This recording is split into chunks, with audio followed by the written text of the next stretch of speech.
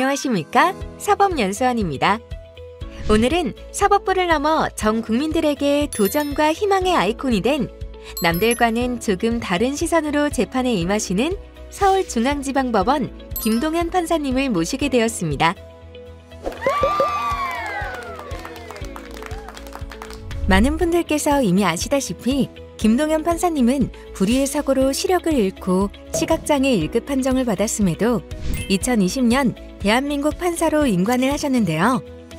오늘 김동현 판사님과 함께 판사로서의 삶에 대해 이야기를 나눠보겠습니다. 판사님 안녕하세요. 직접 간단하게 자기소개 부탁드립니다.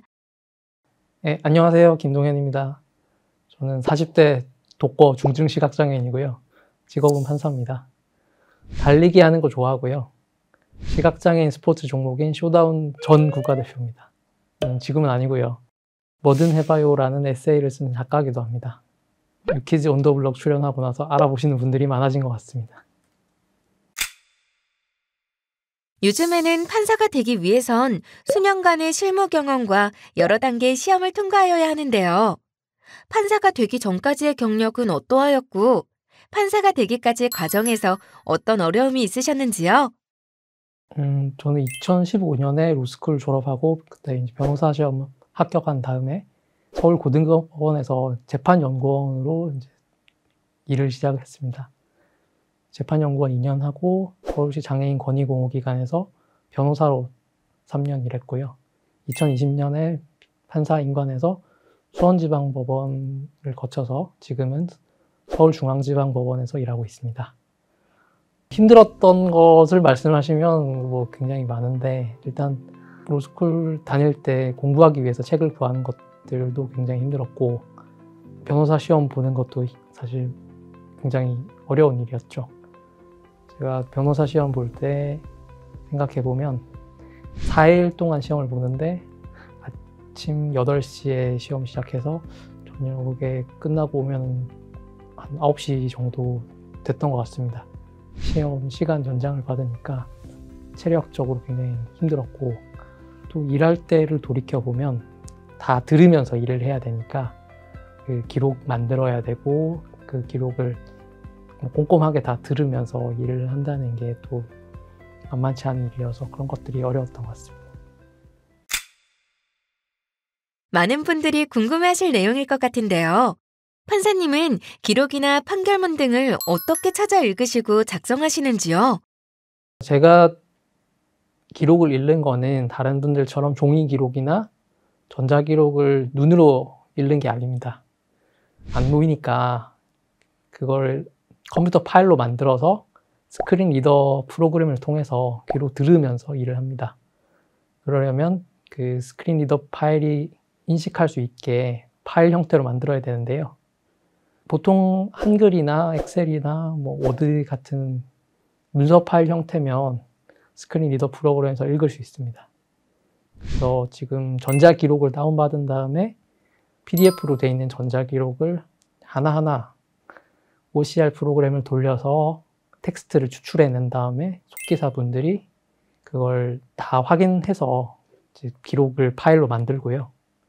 이미지나 동영상 같은 거는 그걸 그대로 인식을 할 수가 없으니까 속기사분들이 설명을 해주시는 방법으로 그거를 인식하고 있습니다. 도면 같은 것들도 있는데요. 도면 같은 거는 요즘에는 3D 펜이 있더라고요. 그래서 선 따라 그리면은 입체적으로 볼록하게 나와서 그거를 손으로 만져가면서 도면을 파악하고 있습니다. 판결문 작성은 다른 판사님들이랑 똑같이 판결문 작성 관리 시스템에서 한글 프로그램 이용해서 판결문 작성하고요. 계산 같은 게 필요하면은 엑셀 이용하고 다른 분들과 크게 다를 바 없이 이렇게 판결문 작성해서 결제받고 그렇게 하고 있습니다. 재판을 진행하다 보면 사건 당사자들이나 증인들의 표정, 몸짓으로도 감정의 변화를 파악한다거나 진술의 신빙성을 판단하는 자료로 참고하게 되는 경우도 종종 있는데 이러한 부분들은 어떻게 하고 계실까요?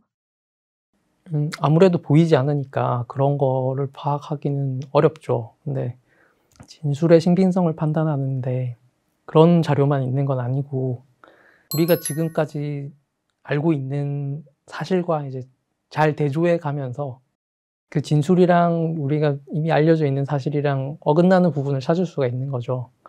그런 방법으로 파악을 하고요.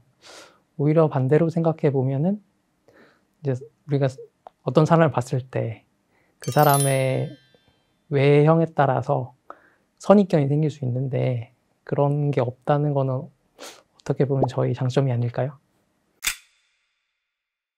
판사님은 재판연구원으로 서울고등법원에서 2년, 그리고 수원지방법원에서 2년, 서울중앙지방법원에서 1년 정도 근무하고 계신 것으로 알고 있는데요. 법원 근무에 있어 나를 가장 힘들게 하는 것들 딱 2가지만 꼽는다면 무엇일까요? 기록과 부장님? 기록은 사실 되게 어려운 기록들은 분량도 많고 사건 내용 파악하기도 되게 어렵고요. 되게 꼼꼼하고 까다로운 부장님 만나면 합의하러 갈 때도 그렇고 판결문 쓸 때도 그렇고 굉장히 부담스럽죠. 네.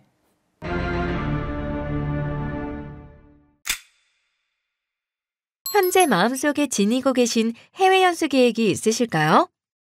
지금은 일단 미국을 가면 좋겠다라고 생각하고 있습니다.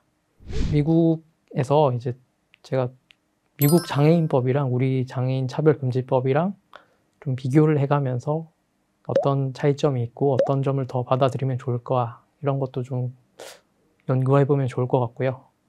또 아무래도 미국이 좀 장애인 쪽에서는 제도가 잘 돼 있기 때문에 미국에 계신 뭐 장애를 가진 판사님들이라든지 이런 분들이랑도 좀 교류를 하면 좋을 것 같다는 생각을 하고 있습니다.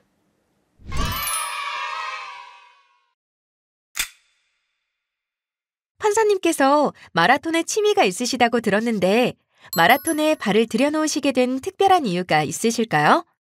제가 아는 형님이랑 남산에서 산책을 많이 했습니다. 근데 그분이 원래 마라톤을 하시는 분이어서 걷기만 하니까 심심하다. 뛰어보는 게 어떠냐 해가지고 낚였어요. 그래가지고 어떻게 뛰냐 그랬더니 팔에 줄을 묶고 가이드 러너랑 같이 뛴다는 거죠. 그래서 줄을 받아와가지고 친구랑 운동장에 가서 한번 뛰어봤는데 너무 좋은 겁니다. 그래서 그 뒤에 이제 달리기의 매력에 푹 빠지게 됐습니다. 일반 마라톤 참가자들과 함께 달리시는 건가요? 시각적으로 불편함이 있으신 분들의 마라톤 달리기는 어떠한 모습인가요? 마라톤은 다른 분들이랑 같은 주로에서 같이 달리고요. 다른 분들이랑 똑같이 출발하고 똑같이 골인합니다. 네. 근데 이제 차이점이라면 말씀드렸듯이 가이드 러너랑 같이 팔에 줄을 묶고 달린다는 점이 차이점이겠죠. 근데 가이드 러너랑 달리면 이제 가이드 러너 분들이 앞에 장애물이 있으면 피해 주시고, 그다음에 오른쪽 왼쪽 꺾어야 되면 오른쪽 왼쪽 이렇게 말씀도 해주시고, 그다음에 앞에 누가 지나가실 때 추월해야 되면은 지나갈게요 하고 이렇게 얘기를 해주시니까 혼자 뛰는 거는 어렵지만 같이 뛰면 충분히 같이 마라톤을 할 수 있습니다. 과거와 달리 판사를 주인공으로 하는 드라마도 방영되고 있고 언론에서도 판사의 업무나 삶이 다양하게 보도되고 있습니다. 혹시 판사님께서 이 영상을 시청하시는 구독자분들에게 판사란 어떤 사람이고 어떤 사명감을 가지고 있는지 말씀해 주실 수 있으실지요? 되게 어려운 이야기인데요. 저는 판사가 뭔가 대단한 그런 존재가 아니라고 생각을 하거든요. 게임을 좋아하는데 롤플레잉 게임에서 제가 하고 있는 한 가지 역할을 맡고 있는 우리 국민 중에 한 사람이라고 생각을 해요. 이제 제가 맡은 역할은 우리 국민들께서 뭔가 억울한 일을 당했을 때 법원에 와서 네, 억울한 일을 해결해 주세요라고 했을 때 그걸 잘 듣고 국민들의 인권이 잘 보장될 수 있도록 좋은 판결을 하는 게 이제 제 역할인 거죠. 그 역할을 충실히 하기 위해서 기록도 열심히 읽고 법리 검토도 열심히 하고 그렇게 하는 게 제 사명이라고 생각해요. 판사님은 동료 판사들과는 조금 다른 시선으로 세상을 바라보고 사건을 처리하실 텐데요. 혹시 동료 판사들도 이러한 시각으로 사건을 바라봤으면 더욱 좋겠다라고 생각하셨던 것들이 있을까요?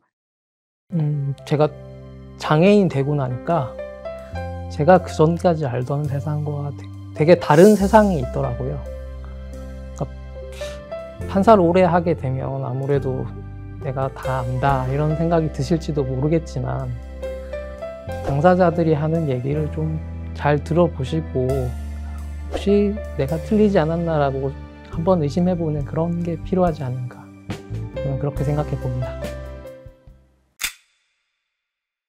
아무래도 주변에 계신 법원 가족분들의 도움을 받게 되는 경우가 많으실 것 같은데 이 자리를 빌려 특별히 고마움을 전달하고 싶은 분들이 계실까요? 지금 같이 일하는 배석 판사님 아무래도 하루에 굉장히 많은 시간을 같은 방에서 보내게 되는데 네, 감사하고요. 그리고 저희 기록을 만들어주시는 속기사님 두 분 네, 감사합니다. 두 분 덕분에 제가 법원에서 일을 할 수 있는 것 같습니다. 그리고 이제 항상 제 판결문을 보시고 수정해 주신 우리 부장님께도 감사 말씀 드리고 싶습니다.